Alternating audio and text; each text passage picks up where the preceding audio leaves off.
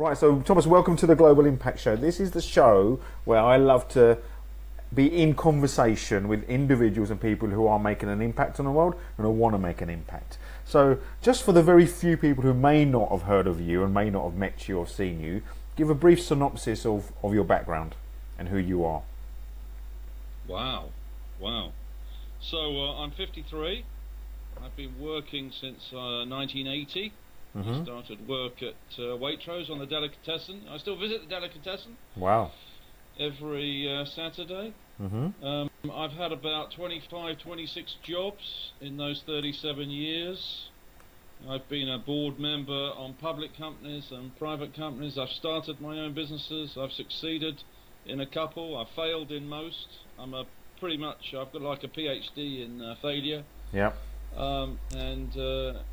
I love working, I love connecting people, and I like to think I'm kind of one of the founders, one of the contributors to social networking and social media across the globe. At least one of the original builders of the belief system. Absolutely. Well, my first encounter with you was via Academy, one of the Academy offline meetings, and then we got to know each other, and you've been a mentor of mine ever since then. And that was before Facebook and LinkedIn. Yeah, I mean, Penny came up with the idea of Academy in February '98. So arguably, I like to think that we created the first social network, at least for business. But I mean, if you go back to the '90s and the '80s, we had AOL, we had CompuServe, we had groups. So it's not as if we can claim the credit for inventing social media and social networking. We can't. But we did create it for business people, and I think to this day, the people who follow me on Facebook and Twitter and LinkedIn are probably the same Academy members that Penny conceived way back, Pizza Express in '98, a long time ago. Good grief, that's a long time ago. 19 years ago. Absolutely. It is a long time ago. So you are known as a bit of a visionary. You know, you can see things happening before they're happening. So before I talk about some of the other stuff, what did you see back in sort of the late '90s, early 2000s? That you thought, you know what, Penny's idea of this social network for businesses, this is not just a fad, there is something there. What did you see that others may not have seen? Well, I think I've worked at home for 20 years, and I think I'm very happy working at home, but a lot of people are not happy working at home. I'm very happy because I'm so busy, but I think a lot of people can get quite lonely at home. And I think if you look at, there was probably, I don't know, 500,000 people working from home back in the mid to late 90s. There's probably 2 or 3 million people working from home now. And back then there was no home, there was no place, there was no online place for them to meet, and there was no offline place to meet. So we created that online and offline place for people to meet and connect, and to learn, to network, to develop their careers, develop their businesses, and it became a real global family. And we ended up with 650,000 members. Members used to pay £10 a month to be part of the group, and we had different memberships: £2 a month, £10 a month, £100 a month, sort of bronze, silver, gold. And we ended up with 5,000 events a year, and I used to sit on an aeroplane, and I visited 60 countries, and I literally shook hands with about, 10,000-20,000 people. Before the days of selfies. God, I'd have had 20,000 selfies by now. Yeah, no, absolutely. I love selfies and star jumps, so that would be the main thing. I think then Reid Hoffman was a member of Academy before he launched LinkedIn. Not a lot of people know that. And he was on there for a good 18 months before he launched LinkedIn in 2002. We had members of Facebook and Twitter as members of Academy before they launched Facebook and Twitter. So I like to think we're architects of the birth of this world of social media and social networking. How do you think behaviours change? So with being involved in social networking, there's a lot of talk around. I know you do a lot of work in corporates and getting them to understand the benefits of using social, but what have you found in terms of people's changing behaviours offline and online? Is there an incongruency? Do people get it? Are they using it as effectively? What have you changed from the other side, growing a network, in terms of people's behaviours online? I would bear in mind it's almost 20 years later since we started, so they do say it takes about 18 years for something to be accepted in society, and I do think that's true for social networking and social media. But I would say corporations, brands, some of which I work with around the world, politicians, royal families, many of which we've worked with, are just getting used to the fact that the consumer, the business, has a direct conversation with them through one of these platforms, and they need to care about their point of view. They need to let them engage, talk back, chat. It doesn't matter whether they're employees, suppliers, shareholders, customers, but there's a two-way dialogue now. This is real-time, interactive, live television media, and you've got to engage in the process. And I would say it takes most corporations, most chief executives, most board members about 18 months to get it. Bear in mind, they haven't got any digital skills. So they've got to be taught how to use all of these apps, and we all know the apps on here are a nightmare to learn. They don't work together very well. This is a pig's ear of a product right now. Right. But people take about 18 months to get it. I think the major benefit that they get is the employee engagement. I think after the employee engagement, the benefit they get is the suppliers, then the shareholders, then the customers last. But in terms of your question, how has behaviour changed? I would say behaviour has gone from sceptical to consideration. I see. People doubting it's important to saying, yeah, we've really got to look at this. And I would say some brands have started to get quite good at it, but generally board members are not skilled in social media and social networking. They don't think it's important, and it scares the hell out of them when they see a president running a country on Twitter, and they think, "Oh my God, do we engage or do we do nothing?" Yeah. So we'll come on to that in a moment. I want to explore a little bit for those people who haven't come across your concept of ORS. You came across the concept of ORS, which is open, random, and supportive, versus CSC, close, selective, and controlling. Can you give a little bit of insight in terms of that and the power of that in terms of understanding social networks? Yeah, I use ORS every day, and I'd like ORS to become part of the culture of society, like ERP or CRM or one-to-one marketing. I think the breakthrough for me came in June 2009. I sat on the board of a PLC called QXL Ricardo PLC from 2002 to 2006. And that was my first job on a publicly listed company. And as a result of that, I learned to be closed, selective, and controlling. Very careful what information was released. Very, very choosy about information shared with the media, and this kind of attempt to be in control of the agenda mainly for the analysts and the shareholders.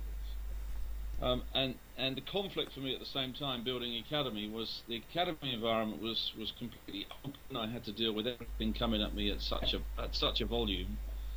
It was just a muddle of randomness, and I had to be supportive of all members, even the members who abused us. And we had certainly no shortage of trolls. Arguably, we were the first victims of the trolls back in 2004-05. And so I had this conflict between being a board member of a PLC and building a community network, and realised there were two different states. When you're a board member of a PLC, you've got to be closed, you've got to be selective, you've got to be controlling. When you're online, building a community or being part of social media, whatever you want to call this world, you've got to be the reverse of that. You've got to be open to everything, you've got to accept the random nature of everything, and you've got to be supportive of everyone, whether they're a customer, a client, a supplier, an employee, an observer, whether you're making money from them or just supporting them. You've got to be helpful to everybody, regardless of their point of view. And so these worlds are polar opposites to each other. Okay. One is based on capital markets and getting returns for shareholders, and one is about building communities, groups, and followings. And they're opposites. And in 2009, I described that as CSC and ORS, and that you had to be both. It wasn't a case of one was right and the other was wrong. One is right if you're a board member of a PLC, and one is right when you're building your profile online. And you have to deal with both concepts at the same time. And I do think that's quite hard for people. I was going to say, is that possible? Because I often hear you talk about if someone appears at CSC, I know you created a measure, and it's called leaders. If someone is at CSC, it takes them 18 months, maybe 2 years to get to a point whereby they're comfortable being ORS. And I see a lot of people, there isn't incongruency in terms of how they behave online and offline, and they say one thing and then do another. Is it possible to have that those two polar opposites exist in the same world? Well, they do exist in the same world, so yes, it is possible. Is it possible to be both CSC and ORS at the same time? Yes, I also do believe it is possible. Is it hard? Yes, it is hard. I'm a director of private companies and public companies. When I'm in my mode of being a public company member, I have to be in the world of CSC. When I'm online on my Twitter or my Facebook or my LinkedIn or wherever I'm online, I switch into a state of ORS, and I have to flick a switch in my mind to say, okay, I'm online, I can be ORS. I'm in a board meeting at a PLC, I need to be CSC. And I have to flick that switch, and it's a metaphorical switch, but you do have to flick it, because in a PLC you're protecting shareholders' capital and the returns on that capital and the governance of the operations around that. And you do have to be in that state. But I would say one of the things I like about ORS is it gives you the opportunity to think differently in a board meeting. That's why you have to have a relationship with the three words: to be open, to be random, and to be supportive. And in building that relationship, I say on the tape, the 2009 tape, there's no tape, is there? I say on the video. The video, YouTube video, yeah. It took me from 1999 to 2009 to identify that ORS was even there, to identify those three words were there. And so I've always said to people, it takes about 10 years to accept ORS, adopt ORS, behave ORS, to think ORS, to be ORS. And so really, for the majority of the world that follow me, the 100,000 people on Twitter, the 30,000 people on LinkedIn, the 5,000 people on Facebook, I expect most of them to reach a state of ORS in about 2019. Okay, so in about 4 to 3 years' time. Well, it's 2017 now, so sooner. Yeah, I would say most of the people who are engaged with me, who are interested in my content or my point of view, will be getting to a full state of RS from 2019. And therefore I think from there we'll see a very big shift. But the challenges of being a PLC are still the state of CSC. And so will that mean the fall of PLCs, or will it mean a different type of PLC? No. We won't see the fall of PLCs. What we'll see is PLCs struggle who can't accept ORS thinking at the board level. And where board members don't consider ORS to be the right thought state, they won't be able to get into the right frame of mind to build the right apps, to build the right engagement with their suppliers, with their clients, with their employees. They won't be able to get into the right state in order to fully engage them. And if you don't engage all your channels to market, you're in trouble, because as Ronald Wapiris said in 2004, I still love what he said in 2004, attention is the product. And we're now all in the business of attention, grabbing attention, holding attention, and monetizing attention. And that's the same whether they be shareholders' capital, whether it be employees' labour, whether it be suppliers' innovation, or whether it be in the solutions we provide to customers. You've still got to hold attention, and it's hard if you haven't embraced ORS. Fascinating. I think a lot of people, when they first come across ORS, they like the idea of it. They can see it working, and whether they're not at ORS or not, they explore it a lot. Especially now, I'm part of a number of WhatsApp groups with you, and that's the other thing I want to bring on is how important is ORS in building community. Now, you've built communities. There's lots of people out there now who've got Facebook groups, who've got Twitter lists, who've got offline online communities, want to build their tribe, want to build their community. You've done this on different platforms, offline, online, in WhatsApp groups, in Facebook, in Twitter. What do you think it needs to build a community online, a following? What would you say key ingredients? Well, obviously, to build a community, you've got to put yourself into a state of ORS first. You've got to be open. You've got to be random, and you support and be supportive. So that means, regardless what people say in the community, on whichever platform it is, WhatsApp, Twitter, LinkedIn, Facebook, you've got to be open to all points of view, even when you disagree with the points of view. Okay. You've got to accept the random nature of the muddle that comes on these platforms, because people talk about anything, anytime, and you've got to get used to the muddle. People don't talk in order. There's no agenda, and regardless of what they say, you've got to be supportive of them. And there's a lot of people who need a lot of help online, and you have to be supportive of them, even if there's no outcome for you, there's no gain for you, there's no monetary value for you. You've got to be supportive of them, and those really are contrary to corporate organisations who are transaction focused, driven by returns on capital. So corporations believe in focus, transactions, and returns on capital, and as a result, they don't really relate to building community, because they say phrases like "What's in it for me?" "I don't have time," and the big difference between CSC and RS, and it's not a case of CSC is wrong and RS is right. Sometimes CSC is right, and sometimes RS is wrong. Okay. The big difference is recognizing that you have to care for every channel: the employee channel, the supplier channel, the customer channel, and the shareholder channel. You have to care for them all, and you've got to care for them on one of these devices. Because what's actually happened here is this really is not a smartphone. This has become pocket television.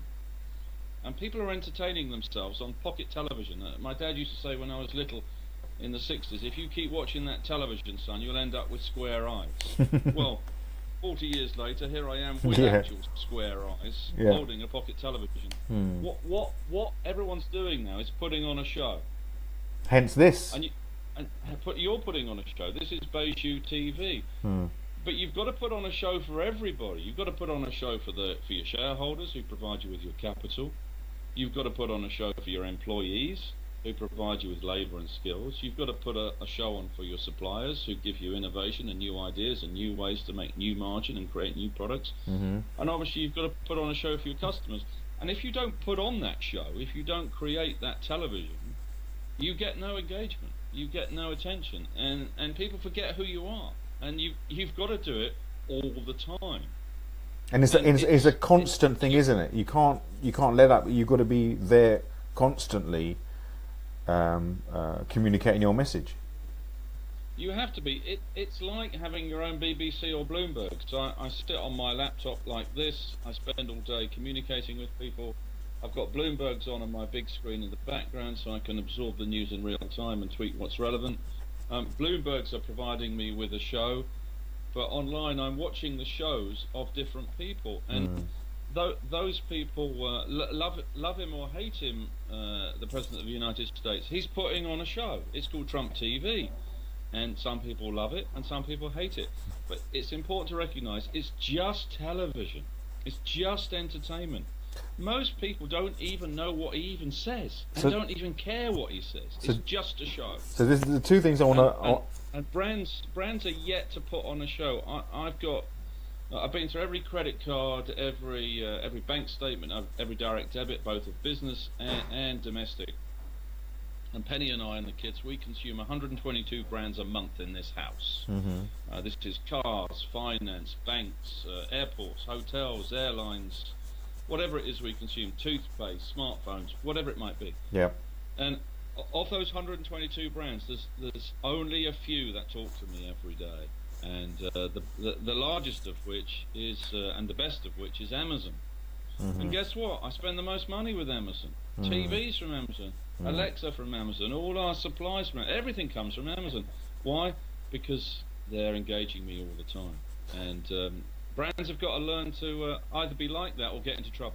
So two things I want to. You mentioned. I have heard you before that what happens. If it's happening on Twitter, it's happening in the world. And you predicted Trump getting in 2 years ago, and you predicted that based on what you saw on social media. What did you see that others didn't? Well, it's volume. Um, Trump's activity online actually overtook Clinton's in the summer of 2015. Not a lot of people noticed that, but you can run stats. There's lots of analysis and stats tools now. You can run stats on volume. Mm-hmm. And as soon as Trump overtook Twitter overtook Clinton on Twitter, in went my bet, and I bet £1,000. And you won. How much did you win? You won a dinner at the Duck something, didn't it? The restaurant. Yeah, I had a good. We had a very good lunch on the back of it. So why is Twitter so powerful? I think the reason why Twitter is powerful, and I still believe Twitter one day will be bigger than Google and Facebook when it's properly run and properly led, is because it's uncontaminated. Whereas Google and Facebook are washed, they're cleaned, and Google and Facebook to me are a bit like Stepford Wives. It's all the way you want it to be, whereas Twitter is grubby, dirty, grimy, gritty. Twitter's real life. Is that because by the time you post, it's so little time to sanitize it and to delete it and stuff? It just goes out there. Yeah, it's uncontaminated. It is the way the world really is. Mm-hmm. Whereas in the world of algorithms at Google and Facebook, we get washed news, Mm-hmm. washed links, washed data, and I think we don't want information washed anymore. We want Mm-hmm. it. We want it from the coalface, from the horse's mouth. Mm. And conversations are more powerful than links. Although I still don't think the guys at Google understand how powerful Twitter is, and I still, Facebook is a great product, but it isn't stimulating enough for me. It isn't gritty enough for me. You mention a lot of these platforms: Twitter, Facebook, LinkedIn, and Google, and then in the same breath you mention that they really don't know either how to run it properly or how powerful it is. You really believe that? Obviously, I think they run their own organisations incredibly well, because that's reflected in the performance of their share price, and I buy many of their shares. Mm-hmm. So I have great admiration for what they've achieved, hundreds of billions. But I think Twitter is sort of like the lonely child, the isolated child, the unloved child, Mm-hmm. that is mysterious, misunderstood, confused, doesn't know how to grow up, has been beaten many times by many people in the corner, Mm-hmm. and is sitting out there saying, pick me, pick me, pick me, and nobody wants to pick little Twitter. Mm. And so the analysts trash it, the media trash it. But at the end of the day, if you want cutting edge content, you go to Twitter before you go to Google and Facebook. Okay, interesting. Before I go on to the questions, the impact questions I'll ask you in a moment, I want to get your view on AI. The impact of AI and blockchain in a moment, but the impact of AI and what it's going to have on the world. Yeah, well, I think it's very scary where we're going. I think it's very, very scary indeed. And I think there's a lot to be said for what Bill Gates and Elon Musk are posting Mm-hmm. on their videos and on their blogs about AI. Obviously now there's a lot of talk about UBI, Universal Basic Income. Are we going to have to give everyone a salary? Mm-hmm. Because there won't be enough jobs for them to do. And I think that's probably true as early as 2030. I don't think the internet giants realise they're going to be paying for UBI at Google and Facebook and Amazon and Apple and Microsoft. They're going to be paying the bill for UBI. I don't think they realise that at all. Mm-hmm. But I'm kind of excited about it, but I do believe Ray Kurzweil is right. Humans and machines are merging. This pocket computer is going to be in the back of my head Mm-hmm. within the next 20 years, in the back of your head, Or in the surface of your eye, even. surface of your eye. But I do think the chip, whatever is the chip at that point, is going to be going into your neocortex at the back Mm-hmm. as early as 2040, and I think we are merging with the machine. So maybe not my children's children, maybe not my grandchildren, but my great-grandchildren will be machines, and they'll be human machines. Hybrids. And obviously, as Ray Kurzweil says, the singularity is near. We are merging with these machines. The machines themselves are a species. They're not dumb, and the further we go with AI, the more we've got to make decisions about what Ewan Semple calls the ethics of the algorithm. Who is going to choose what algorithm ethics we put into these machines, so that they behave properly for themselves and for us. And as Bill Gates said either yesterday or the day before, are we going to tax automation? Are we going to tax AI as it's born? So as it throws off capital, it goes back into society? Because if we want peace, we need 7 billion jobs, because busy people don't fight. And so in everybody working hard. And I do worry about this AI putting 1 billion white collar people out of jobs. So I think it's a conversation we haven't yet had on a global scale, because we don't yet have a global government. And I think we've got to get to the global government first. Do you think we get a global government? You've got Brexit, you've got America, doing their own thing. Do you think global governments are possible? Yeah, I do think we're seeing the embryo of it when we see the G7 and the G20. Okay. We're seeing the beginning of a global government, but we've got to agree on this conversation worldwide together. And right now we're arguing about trivia of land and oil and religion, and to me that's trivia. That's baby conversation stuff. I want to have a much bigger conversation about planet Earth, and we're not yet at that point yet. We're not sophisticated yet enough to have it. And AI is part of the global conversation for the global government. So talking about a global conversation, blockchain. There's a lot of talk about blockchain. There's TED Talks come in. There's, many people don't understand it. Very few do. I've come into I'm the very early stages. I get, I can spell it. I get an understanding of what I think it is, but I'm still nowhere near. You're involved with Team Blockchain. So, what's your take on blockchain? People can Google what blockchain is. So I'll leave that for people to Google that. But what's your take on blockchain and the impact it has on the world? Right, so I studied religious history at school, so I like to look back before I look forward. And if I go back to the origins of the internet and data and sharing information through pipes, between 1969 and 1989 we had this standard called TCP/IP, which was basically moving numbers, ones and noughts, lumps of data along pipes, telephone lines. And that, if you like, was the 20 years of figuring out how you move data along pipes. In 1989, Tim Berners-Lee then gave us this concept of the World Wide Web. But if we make it really basic, he taught us how to move pages along those pipes. And we had web pages or web browsers, but they're basically pages. We went from data to pages. And if you like, 1989 to 2019, we've had 30 years of what are basically pages on a laptop, and now, if you like, little pages on this little pocket TV. Where we're heading now with the blockchain is we're putting all the transactions online, all the financial transactions. That's everything we buy, everything we sell, both domestically and in business. It includes our passport, our driving license, our health records. We're taking all of our transaction data and we're making it public and transparent on the blockchain. So we're putting our identity and everything we consume, share, buy, move around, track across the world on a single ledger. It's almost like a personal sales ledger and a personal purchase ledger of everything we buy and sell, both at home and at work. And so that cycle to reach that point is way beyond accounting in the cloud, putting your finances in the cloud, which is where we are right now after 10 years of cloud. We're going to choose, once we put all our identity and all our records and all our purchases in our own blockchain, who we share that with. So transactions become public, transactions become transparent, transactions become open, and we then choose who we give access to. So I think we're walking into another 30-year cycle of beginning the process of making transactions as public as pages and data.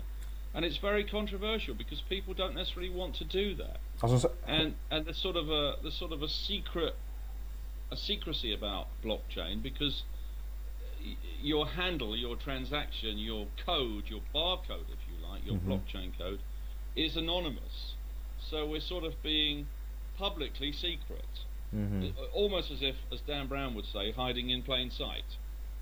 And so people won't know who you are. So we're creating a world where it's kind of trustless trade.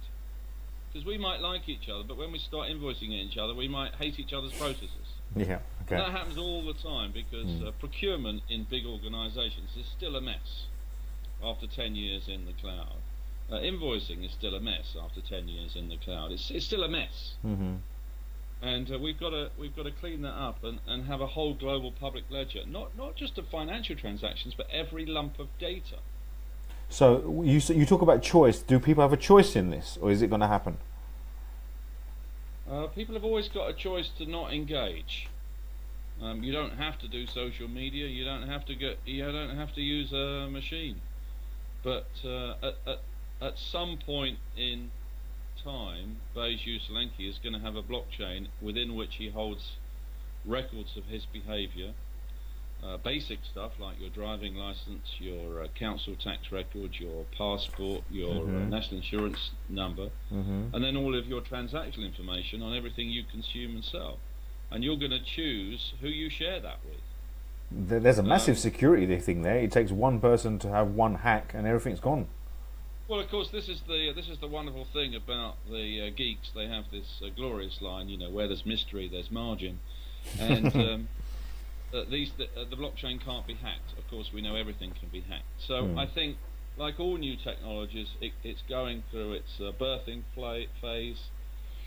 It began in 2008. Blockchain, if you like, is kind of like the App Store, and Bitcoin is the app sitting on the App Store, if you want a metaphor to compare it against. And there'll be many apps like Bitcoin that sit on that blockchain App Store. That was 2008. We're 9 years in. It takes about 10 years before things get noticed. Okay.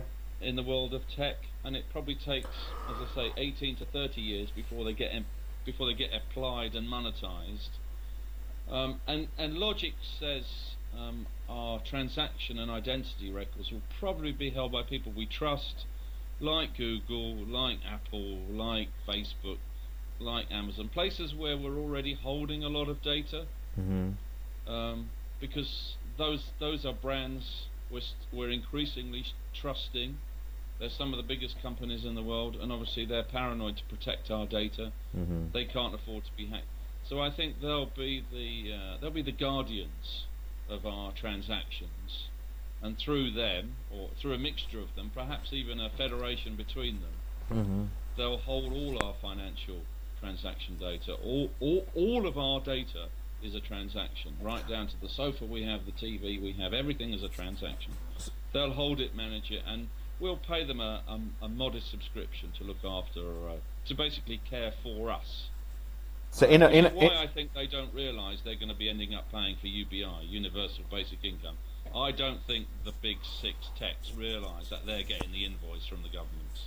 I really don't think they've realised that. So in effect, the middleman goes, because if all this data is held in this blockchain, the middleman for any transaction goes. Well, it doesn't really go, because the middlemen are Google, Facebook, Amazon. They are the middlemen. They're the guardians of our data. We're giving them all of our data already. They're perusing this relentlessly. They're perusing this relentlessly. There's not a lot they don't know. I have everything turned to open for maximum abuse to see what they do with the data in CRM. And pretty much they're all fairly useless right now. Okay. They don't really engage with the user. They don't spend any time listening to the actual user, face to face. It's all through a machine. And I don't think you can really listen well through a machine, not for contextual data. But as they get more sophisticated, I think I'm giving Google and Facebook and Twitter, and I'm giving them all of my data, giving them everything I've got to say, serve me better. I don't mind paying for the service, but serve me better. But Amazon only know a little bit about me, Facebook know a little bit, Google know a little bit, Twitter know a little bit, LinkedIn know a little bit, Snapchat. Everyone knows a little bit, but nobody knows the whole of me. Until they join the dots. Until they join the dots. And the only way you can join the dots is if you put all the transactions you consume, both at work and at home and on the move, in one blockchain. And then you choose who you share that with. And if you think, everything is a transaction. The coffee, the soap, the shave, the toothbrush, the toothpaste, the shower, the water bill, the gas bill. Everything is a transaction, and you're going to choose who you publish those to. And I probably really only trust the major brands like Microsoft and Apple, Google, Facebook, to manage all of that data for me. And I don't mind paying for it. We had a few comments there. Mike Brickliffe said it's called blockchain because it's a chain of replicated open random blocks. Hacking it is a nightmare. Jeremy Corner. Well, he's right, but I imagine, there's going to be somebody out there that breaks in. There's always someone. There's always someone who breaks in. Fascinating, great. Listen, been really good talking to you, Thomas. Now I want to move on to these impact questions. So these are questions that go beyond a little bit of the surface of what we're talking about and just a bit more of the person, if you like. So I've got a series of 10 questions, and Thomas, be as honest and open and transparent as you possibly can. Are you ready? Okay. Thomas, who is your hero? I've got many heroes, but it has to be my wife, Penny Power. Okay. Expand a little bit, because. Well, I think I was very lucky to get her. She's a better woman than I am a man, and I think she fell for my lines. I was very, very lucky to get her, and she's made me what I am. Fantastic. And I feel that she's the biggest part of my life. Fantastic. So, it's really good that the fact that you're a married couple, but also the world that you're in. You feed off each other. You've got different viewpoints. I know what around stuff, but there's a really happy relationship there. I've known you guys for 10. She's polished, whereas I'm rough. Mm-hmm. And she's been polishing me for 30 years, but I'm still rough. Is it Brasso? I'd like to be more polished, but I'm still rough around the edges, whereas she's quite polished. Yeah. And I'd like to be like her, but I am at the cutting edge of knowledge, mm-hmm. behaviour, acceptance, technology, absorbing all of this stuff all the time, meeting with my mates in Silicon Valley about what's coming next. And what she's able to do, which appeals to me, is she's able to take all of this stuff that I absorb and turn it into real value for people in the world. She's like what's the right word? She's like a translator, an interpreter, an aggregator. I can't do what she does with the data I give her, but I can get the information, I can contextualize the information, I can publish the information, but I don't necessarily know what to do with it when I've got it.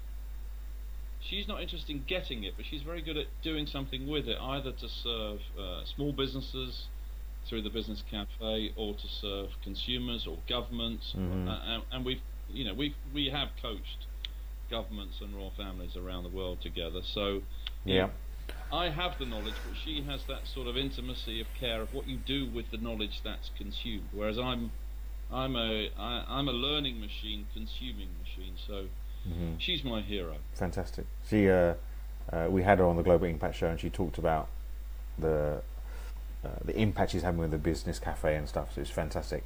Next question, Thomas. What book do you think entrepreneurs need to read? Well, this is a bit controversial because I'm going to give you a French philosopher. Just really quickly, can you turn your brightness up a little bit, Thomas, on your laptop? I don't know whether it's just gone a little bit dark.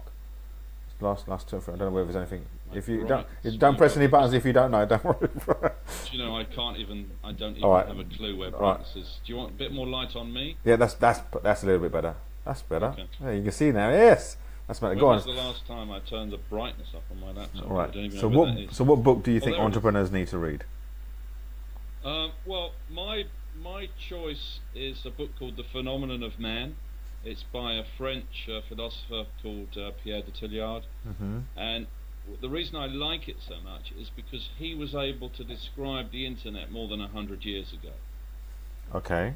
And it's such a wonderful book. I read it in 2005 on a holiday in Greece, Kos or Corfu, one of those kind of places. And it's hard to read, but it's gripped me for over 10 years, and I've read pretty much every entrepreneurial book about how to, why to, who to, You know, 9 ways to scratch your nose and 10 ways to lose weight, and I'm sick of all of those things. But the phenomenon of man has held me for 10 years, and in that book he describes the noosphere, Noosphere, which he calls the global mind.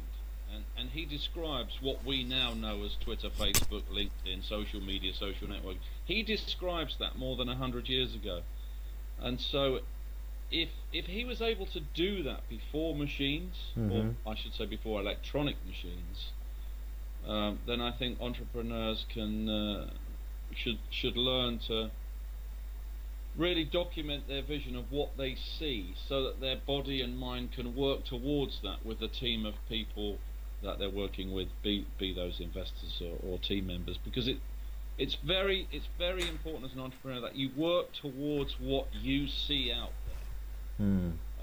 I saw a fantastic speech in 2004 by a female black astronaut in I think she's the first black female in space, in 2004 in Sao Paulo, and she said an entrepreneur is someone who can hit a target other people cannot see.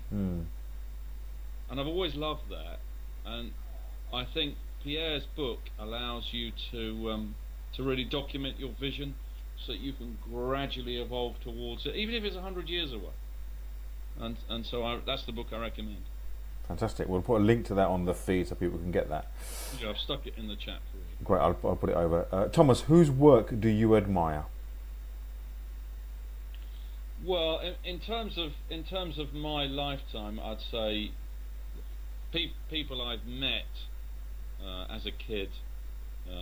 I'd say top of that list has probably got to be Bill Gates, because he's able to build one of the most successful companies of all time, and step away from it and do good work for the world, like wiping out things like polio and malaria and so on, or at least almost wiping them out if he's not there already. And so the ability to spend 30 years, from the age of 19, building one of the finest companies in the world, and then continue to do good work after that, not in that company, even though obviously he's still part of the shareholder package and a contributor to coaching Satya, I just think is phenomenal. And the fact that he goes on to coach an up-and-comer like Mark Zuckerberg at Facebook, who arguably is the next CEO of Microsoft when Microsoft and Facebook finally merge, which is the only way they're actually going to get level with Google, in my view. The fact he's able to do that, I just think it's incredible that he can create such a phenomenal company, that he can get you to use a product for 30 years, which I've done. Probably one of the very few products I've used for 30 years, other than Clark's shoes, which is probably 50 years.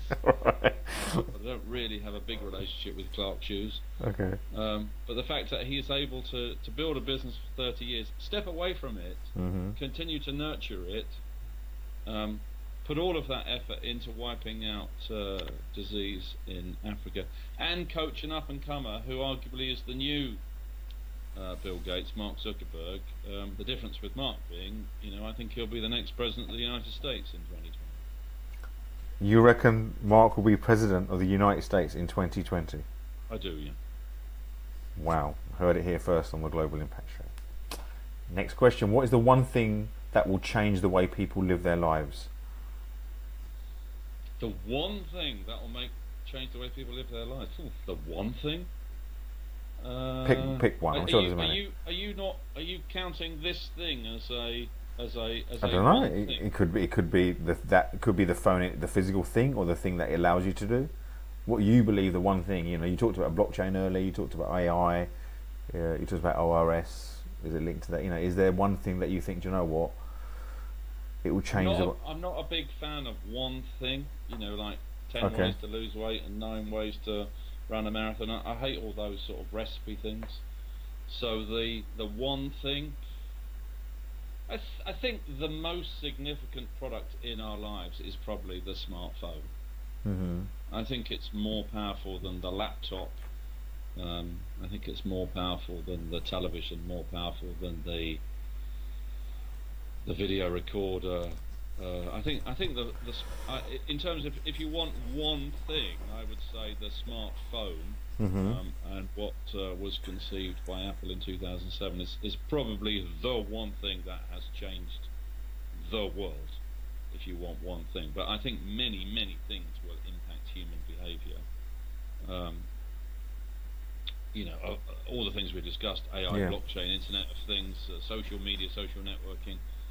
All of those things are impacting people, and I think there'll be a big shift towards more philosophy and thinking about thinking. Hmm. I think we're going to go back to thinking about thinking, Hmm. and as AI rises and we have universal basic income, I think when people are presented with universal basic income, which is already happening in Scandinavia, they're testing in Finland, probably will be mainstream as early as 2030. Is the big challenge where people have to learn what to do with their spare time. Mm. I'm very fortunate that I spend my time learning and communicating, and so it's so stimulating all the time. My life learning Mm. and sharing information with people, teaching people around the world. But I think a lot of people don't know how to use their time well, Okay. and some people have to be taught how to use time. And you often hear a lot of people say, "I haven't got time," and I always think, "Well, what have you got if you haven't got time?" That is actually the only thing you do have. Yeah. And we all got the So same number of hours in the day. yeah, And why do some people achieve great things and others still maybe not? yeah, I think that's to do with skills and motive. But all, Some people have got things to prove. yeah. Other people just trying to survive. But also what Not they not as a case of right or wrong, but it's life is an endurance race, isn't it? You've got to see how long you can stay in the race before the lights go out. yeah. Eventually, the lights go out for all of us. You've got to get as much done before the lights go off. Um, I know your lights nearly went off a few years ago, but we won't talk about that maybe another time. yeah, yeah, Um, they sure did. yeah. Yeah, So they sure did. if you had a superpower, what would it be? I think it's something to do with connecting people and seeing things in the future. I have an ability to see things in the future, pattern, shapes, trends, memes. Hmm. I'm able to piece things together that I don't think necessarily everyone is able to piece together, and present it in a form that board members or executives or prime ministers or cabinet ministers or royal families can consume.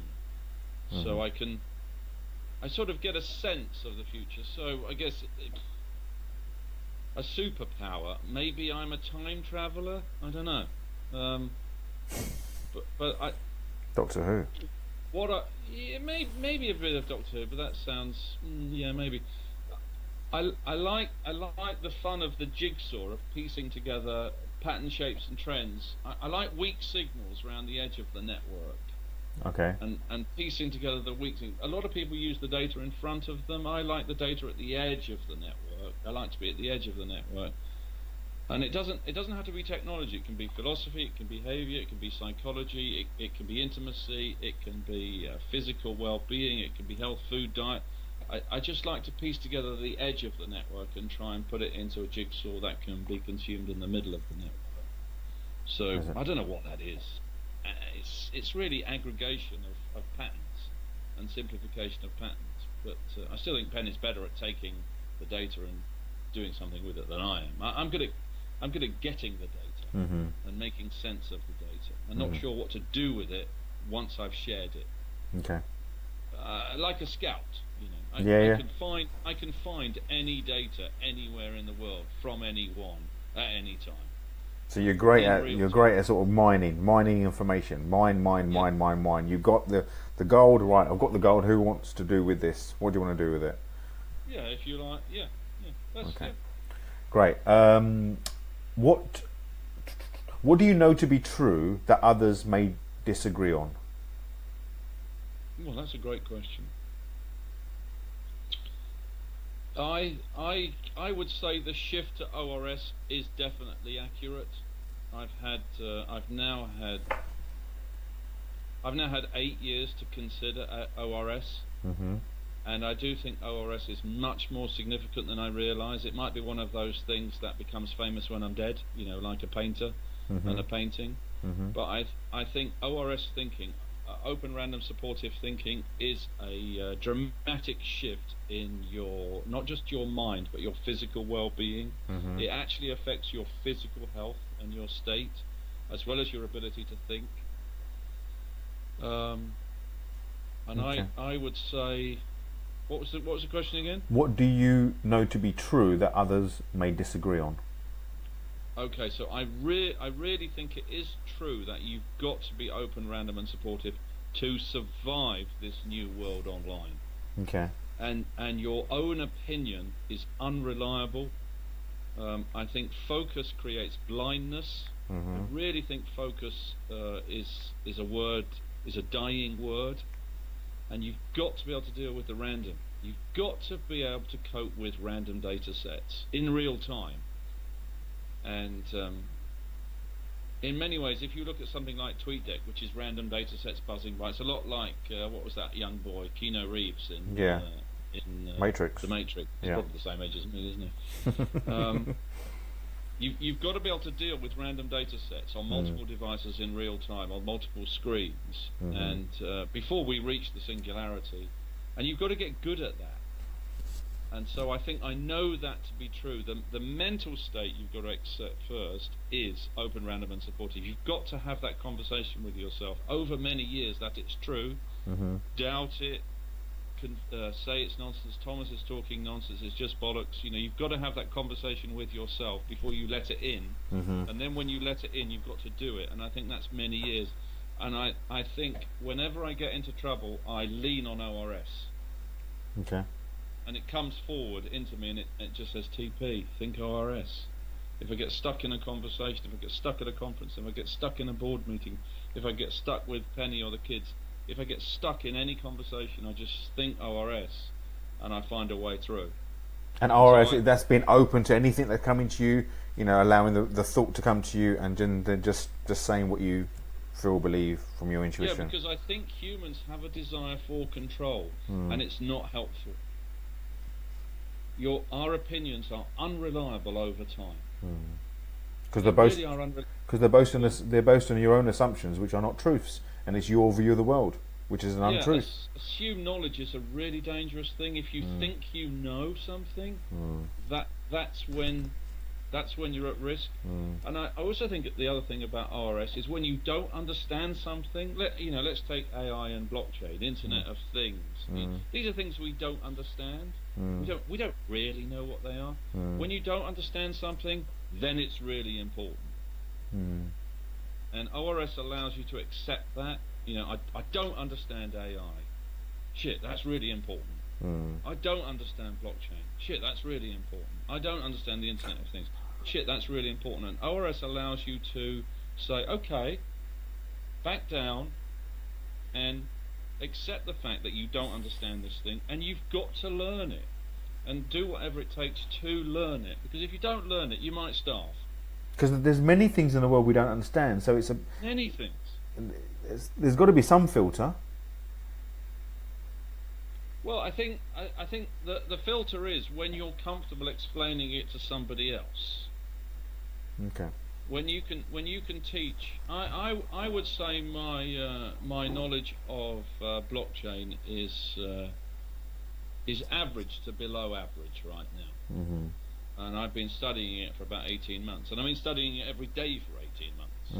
I've been thinking about studying. I've been studying AI. I've been studying bots and chatbots, Internet of Things. I'm studying all of these things continually, reading, learning, networking, meeting people, so-called experts, going to conferences across the world, trying to understand their points of view.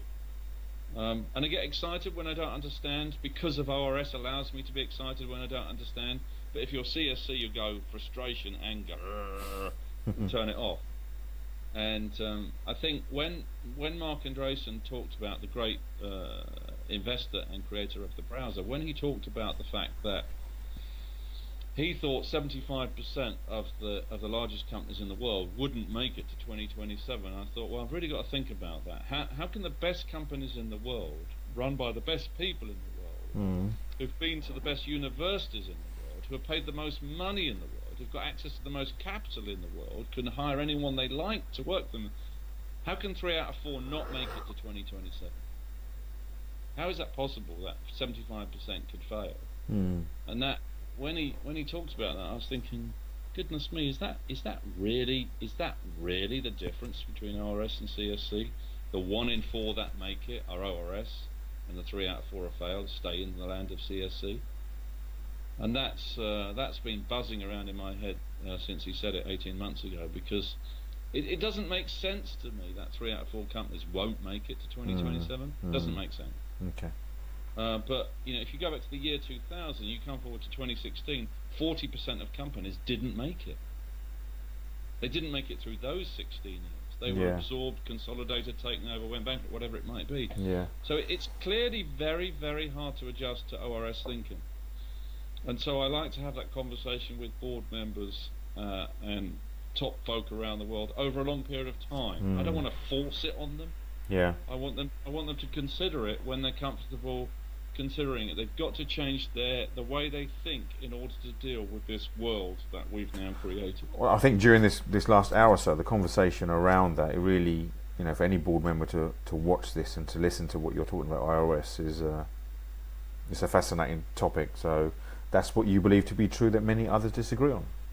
Yeah, I think it's a philosophy. Yeah. I think it's a thought process. And I like the fact that people don't believe me and doubt it. I like that. But I guess it's a long answer to your question. Do I think it's right? Yeah, I really do. Okay. Next question. What was your first experience in your life when you realised you had the power to do something meaningful? Wow. I would say... I would say it was 1998, 1999. I think it was early 99. It might have been late 98. But I wrote a book with a lady called Carol Richmond and Martin Butler from the Butler Group, the research group, and it was called the E-Business Advantage. And it was late 98, early 99. I can't remember when. And the FT sent me an email. I'd never had an email from the FT. I thought, wow, I've got an email from them. And I said, would you come and speak to us about the E-Business Advantage, and we'll put you on the keynote at our FT conference in London, wherever it was. I can't even remember where it was. And I said, yeah. And I said to Martin and Carol, we need to print hundreds of these books and give them all away. And they said, are you completely mad? I said, no, we need to. So I remember putting I printed, 500, 1,000 of these books. Wow. Stuck them in the boot of the car and carried them all up to this conference. Took them out of the boot and just lay them there at the conference. And then they put me on about 10 o'clock for an hour, and I basically told the story of what I saw, which we now live in now, back then in 98. And every single book was taken. There wasn't one book left, and I took about 1,000 books. Yeah. And that was the day when I thought, wow, I've really made an impact. Wow. And the people who bought that book, who took that book, it was given away free, became the first Academy members. Wow. And so I would say, whenever that day was, and I thank the Financial Times for that moment, it was a magical hour. And I've been reading the Financial Times for 30 years. I still love the Financial Times in print, as it happens. I stand it on iPad. Yeah. It was a magical moment. And the FT went on to publish my next 2 books, which, when you have a book published by the FT, I was thinking, well, come on, I'm up there. I'm one of the people. Yeah. One of the gang. But I was part of a shift in my 30s to this new world that we now live in. I was contributing my little piece of that impact. And so that was a magical moment when everybody took a book, about 1,000 copies, and you don't get through to everyone at a conference. A lot of people think you're talking nonsense, and they all took them, and I didn't have any in the boot to carry home. In fact, I didn't even have one for myself. So I got back home and didn't have any books. And wow. So that was really the sort of the pre-birth of Academy. If those a lot of those become members. The idea in '98, Glenn started planning and building the website in mid to late '98. We put it up in early '99, I think. And those people who took that book were really the first members who came to the events and kicked it off and basically wanted to continue that conversation. And Academy was a giant conversation with small businesses about what was the World Wide Web. It was a learning, networking place, but it was a big conversation. Of course, just like now, none of us know where we're heading, but we know we've got to talk about it, and we'll collectively learn. Yeah. No. Now that conversation has got so serious, where things like AI need a global conversation. It's too important. Universal basic income. It needs a global conversation, and right now we're arguing about land and oil still. And I just think it's trivia. I get that. I get what you're saying. We've got 7 billion people to feed.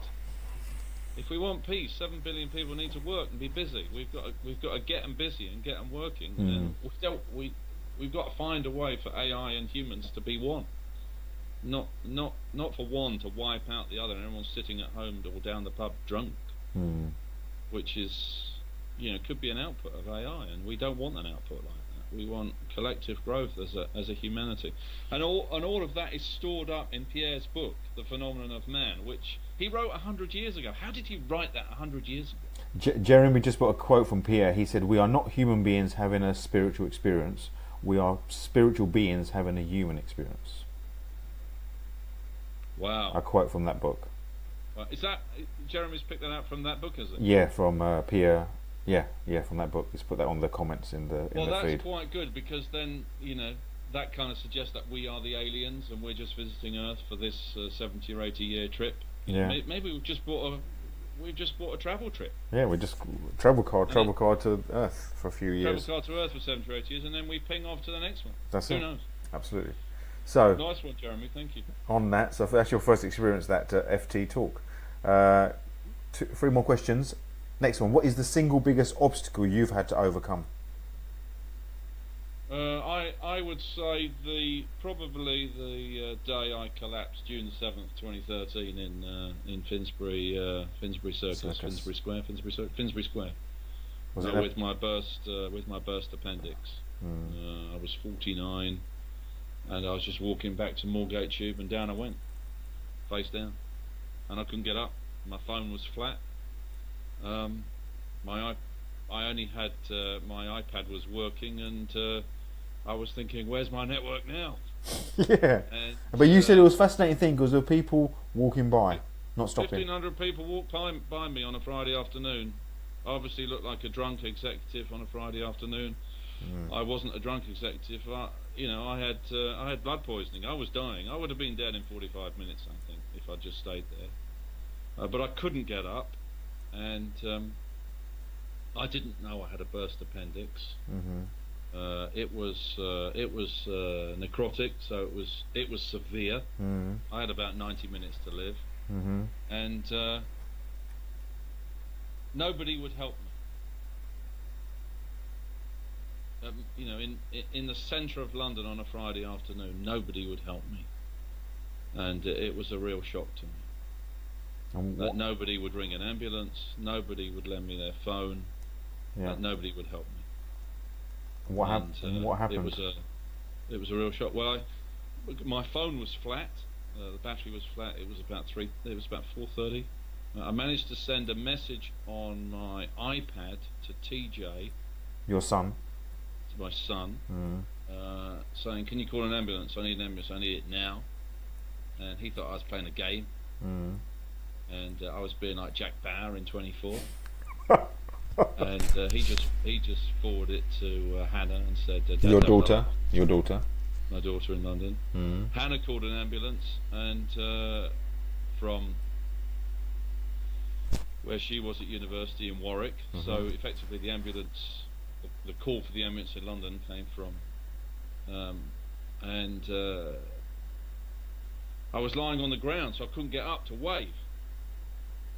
So they went round and round and round, kept missing me. I'm going, I'm here, but I wasn't communicating well because I was deteriorating so fast. So I would say that was the biggest thing to deliver. And then the massive depression after my appendix burst, because I felt like less of a person.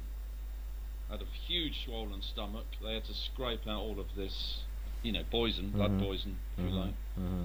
Very, very swollen stomach. Took me a long time to recover. A good 6 or 9 months to physically recover. And during that time, I had massive depression because I thought I'd had my day, and I didn't know how to get out of it. I couldn't work, I couldn't do anything, and it was just a long road back. And eventually, Daniel Priestley got me out because he came to the hospital and he said, "TP, it's not depressed, it's deep rest." Yeah, you said this. Depression is not. Depression is not depressed. Is not depressed. It's deep rest, and those two words separating, making depressed 2 words and calling it deep and rest from Daniel. I love him for that. That was the click, and boom, out I came. But I was in that dark place for quite a long time after that, and so I would say that was the hardest thing. Wow. What was the point where you started seeing a new light? When Daniel said deep rest. But you went into that depression, and then you realised, actually, this. I need this. I need to rest now. What he said is, I haven't been depressed. I've been in deep rest. Right, I see. So the event of the body failure, if you like, the burst appendix was the moment of shit. Am I going to die here? Next to a tube station. I was thinking, well, that would be a pretty shitty day. Yeah. If I was on a plane that crashed, or a tennis court at a conference, that would be much more exciting for me. Yeah, but not doing what I do best. But walking across Finsbury Square and falling on the ground, on the grass face down, it's not. Yeah. I wanted a better shot on social media than that. I would say he just sparks me out. He sparks me out with just 2 words, and that's helped me hugely with board members who I spend hours and hours now coaching them at home and in their private homes, because I didn't realise depression was so widespread, and I didn't realise anxiety and depression was widespread across the nation, and that it even happens to very, very successful people, including many of my friends that have made tens, millions, hundreds of millions, who've also had depression. And of course, people don't expect that from people who've been wildly successful. Yeah. And so if you like, it was an education for me in how to help and serve them better. Fascinating. So, fascinating. Because I know on social and on some of the groups recently, you talked about, the idea of deep rest and understanding that. So it's quite fascinating. Scott Kaesler has just commented, like the dismantling of depressed into deep rest. Yeah, well, I mean, I can't claim credit for it. It's Daniel Priestley. I don't know whether he came up with it, but he said it, and it just 2 words, boom, and out I came. Fantastic. It was like the engine had been off for 18 months. Someone just put the key in and twisted the engine, and on it came. Spark plug. And like a spark plug. It's good metaphor. Final 2 questions. What film would you say everyone should watch in their lifetime? Well, my absolute favourite film to this day is still Meet Joe Black. Oh, Brad Pitt. With Brad Pitt and Claire Forlani and Anthony, the Welsh guy. What's his name? Hopkins. Anthony Hopkins. Okay. Yeah, because it's about death and taxes. Okay. And they're the 2 things that you can't avoid in life. I mean, you can try to avoid them as long as you can, but you do have to pay out on death and taxes. As they say, death is part of life, and taxes you can't avoid. And it's just the way they concoct the story. I think it's 98, 99, but it's the film, like the Phenomenon of Man book, it's the film that's held me for 20 years. Okay. Interesting. I've seen quite a lot of good films, but it's the one that's touched me the longest. I see. Meet Joe Black. Meet Joe Fantastic. Black, Michelle says that's a powerful film, made her cry. Can't see it again. yeah. I've only I've watched it once. about 50 times and I cry every time. Wow. Last question, Thomas. I think you sort of answered this more or less, but we'll ask it anyway. What do you want your legacy to be? Yeah, this is.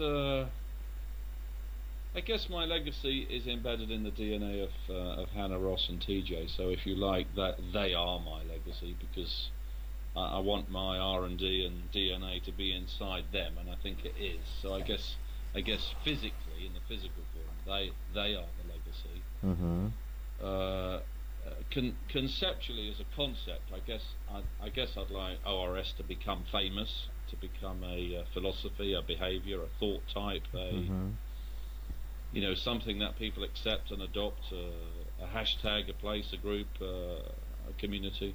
Is it a book yet? It's not a book yet. I haven't got to the point yet where I'm ready to say what needs to be said. Although I've talked about it a lot, I've written a lot about it.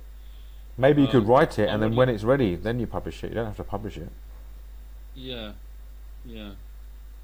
I think ORS is the biggest thing I learnt in my life, or I should say, not learnt, accidentally discovered or uncovered. Because I remember it was an interview like this with Mr. Mark Sinclair, and he just asked you a question, and then this ORS came out. There wasn't no sort of prep or research or anything. He asked you, what was the question? He asked you something, how people behave. I think it's about behaviour online, how people behave online, how they should. And you said, well, there's a concept of RRS. And then, this thing about learning, I remember this conversation, is that Penny saw that and said, there's something there. You need to... I remember. Well, she sees things that I don't see all the time. But I think something about humans, and this could be related to what Jeremy just picked up in Pierre's book, The Phenomenon of Man, is we always talk about cloud as being on the internet or over there, away from the smartphone or the laptop. The cloud is somehow over there, and I think we've got personal cloud, and we've got a stream up here. Maybe into the noosphere, maybe into our ancestral DNA, but we can pull down data from previous generations through our heads, and it can come out through our mouths. And I think that's what happened that day of ORS. It wasn't necessarily my data, but it was ancestral data. And for whatever reason, Mark's question tapped into the personal cloud. Down it came, and it came out out of my mouth. And I remember when it was coming out of my mouth, thinking, "How do I know this? I've never said this before." I've never written this before. How do I know this piece of information? Where's this piece of information come from? Almost as if I wasn't saying it. I was just transmuting it from another source. And I think that's made me intrigued about ORS, but it's made me intrigued about, do we have personal cloud? Is there such a concept of personal cloud? And we can tap data from former DNA. Because this thing about legacy, will you leave a statue, or will you leave a museum, or will you leave a library, or will you fund a university? I think all of those are great philanthropic contributions of capital, because capital is best to be used to build something. But your DNA is in your blood stream to your little ones, and they are your legacy, and observing them create what they're doing, and seeing parts of your DNA. And your parents' DNA in them, to me, is what real legacy is about. If you've made the capital to create buildings and cure polio like Bill Gates, I think those are very, very special people who use their capital that way to really contribute back to the planet. But I do think we're here to serve one another, and I like to think I've done that through Academy. And we'll continue to do so through the Business Cafe on every high street in the world, as Penny rolls that out, beginning with the first one later this year. Absolutely, and you can hear more of Penny. I interviewed Penny on the show a few weeks ago. That's on YouTube, so people can hear more about the Business Cafe. Thomas, this has been fascinating. The comments have been here. They're encouraging you to write this book on ORS. They want to see this book. They think they've got, I think you need to sort of collate all the videos and the blogs and the talks, and get someone to get, I don't know, Mindy or Lucy or some other book author to collate it all together, and maybe go to the FT again, but go back to the FT and say, look, this is the true currency. Well, maybe, but I would say to them, one of the things that's holding me back, and I do thank them for nudging me to get on with it, is because I say on the tape it takes 10 years to absorb and accept and adopt ORS, and Mark made that tape. I call it a tape, you know what I mean, video. Yeah. In June 2009, I think I need to see it through to June 2019. I see. Well, that's when I need to see whether I still think that then, because like the Banker Facebook video, that's from March 2010. Everybody's poo-pooed the Banker Facebook.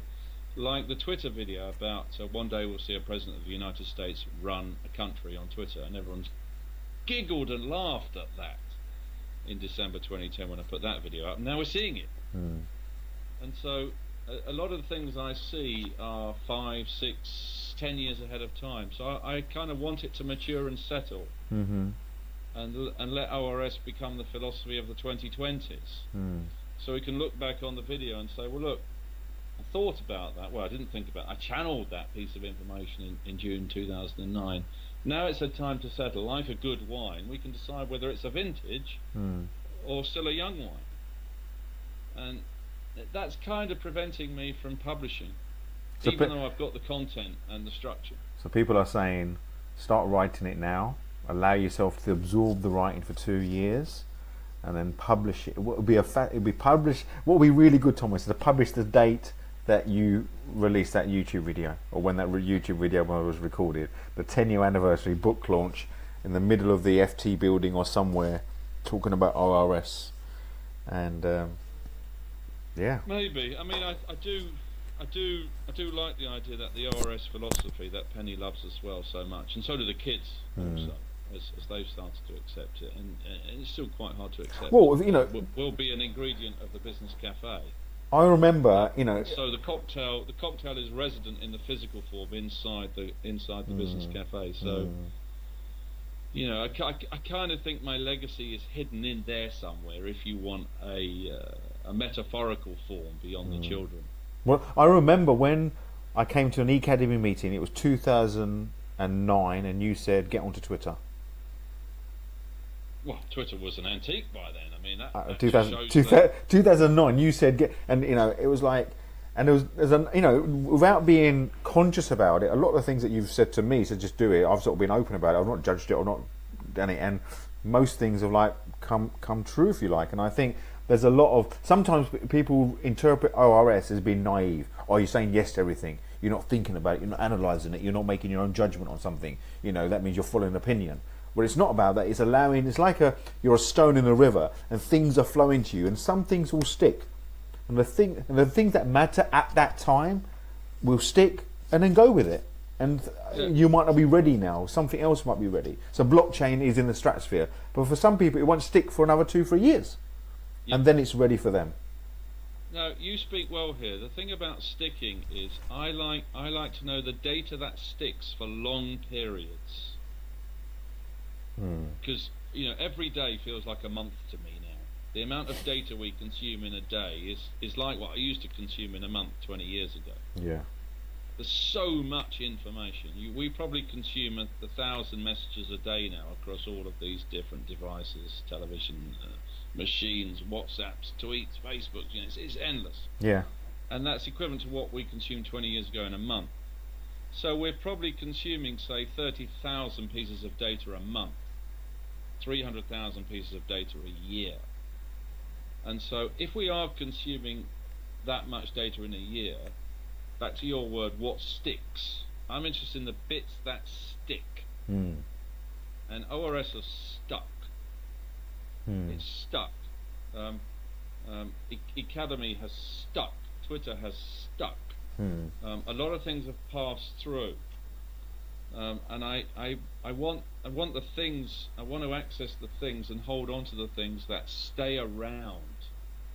Because as I started at the beginning of this conversation, I studied religious history, and I like the things that last for hundreds or thousands of years. And what makes them last?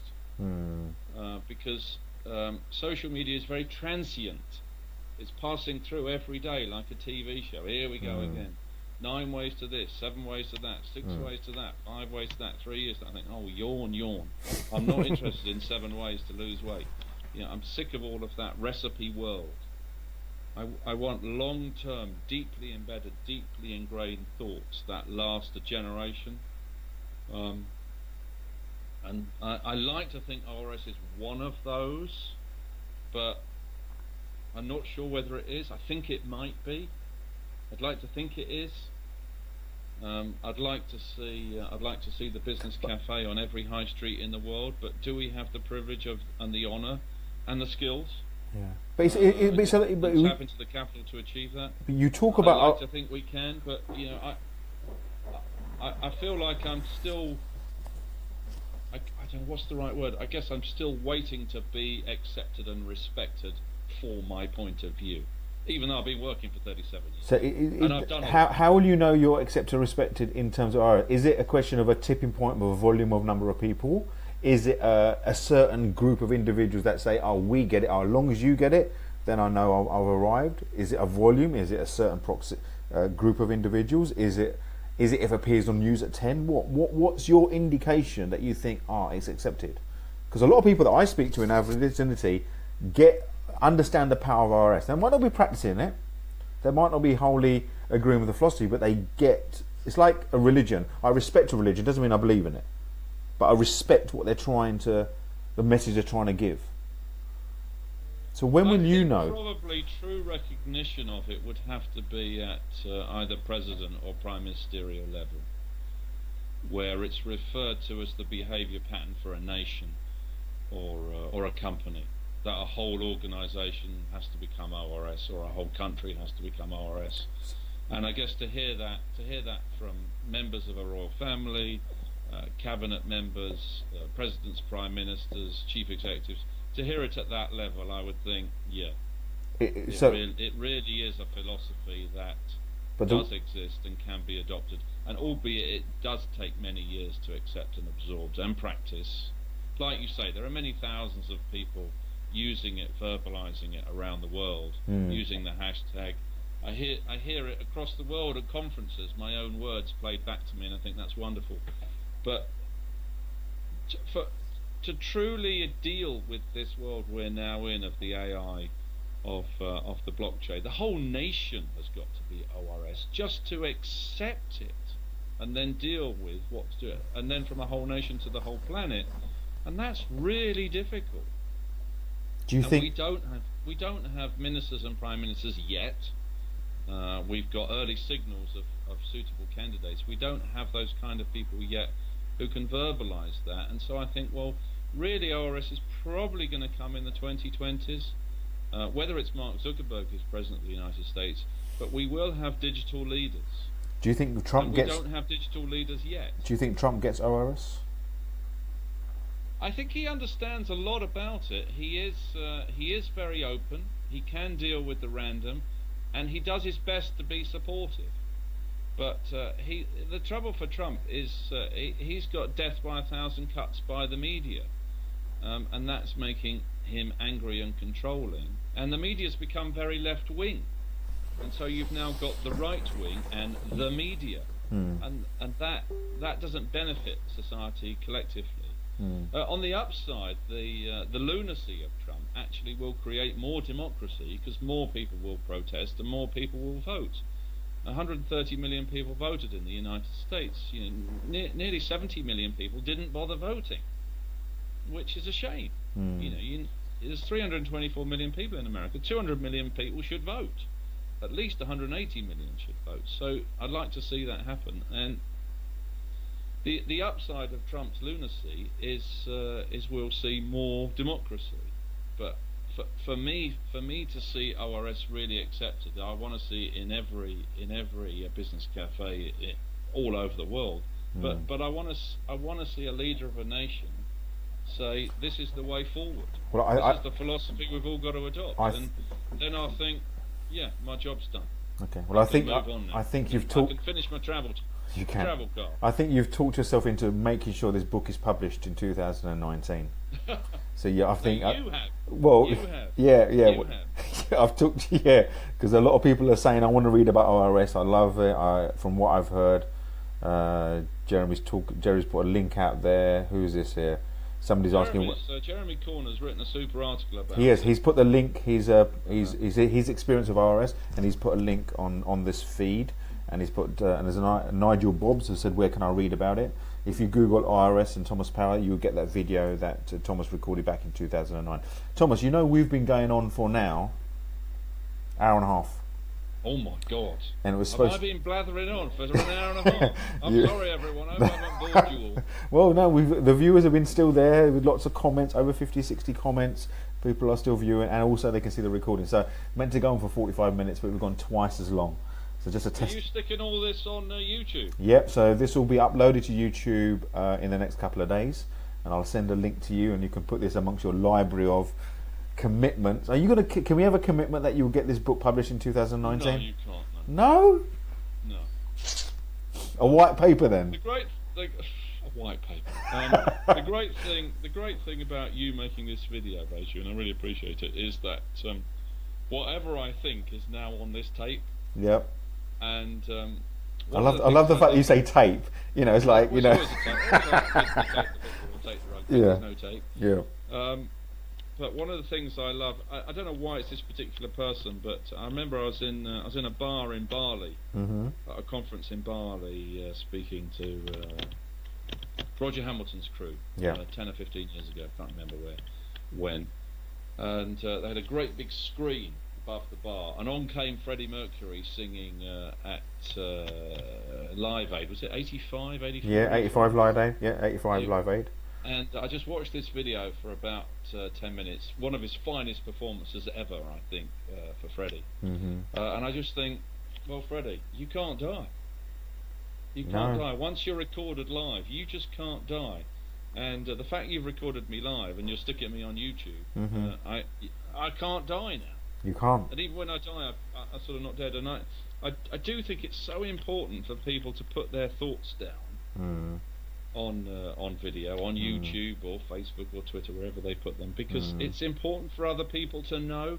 But more importantly, it's important for their children to know. It is. And their grandchildren to know. And so the social media, now you can't die. Social media effectively has created immortality. And thinking about it, you've hit the reason why I'm creating this show. I called it the Global Impact Show because with one little tweet, with one little post, you can make an impact. And the thing is, if this allows people to think about RRS in this context in a different way, just because of what we spoke about today, it's fantastic. I put this through Facebook Live. I want to put it on YouTube. I want people who are watching this, if you feel you got something to say, come and talk to me. Come and talk because in conversation it's much more appealing as opposed to somebody broadcasting singular. There is a place for that, but in conversation, I hope is much more powerful. So I hope you've enjoyed this, Thomas. Thank you so much. Thank you so much for your time.